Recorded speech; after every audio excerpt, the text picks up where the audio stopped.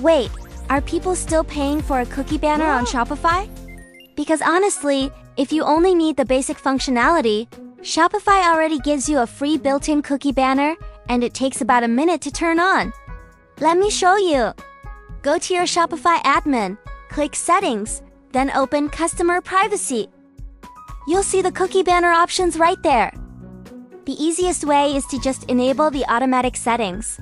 So Shopify decides when to show the banner based on the visitor's location. But if you'd rather manually control where the cookie banner shows or customize the banner content yourself, you can simply turn off the automatic mode here. Then you'll be able to choose the regions and edit the banner text and buttons freely. And that's it.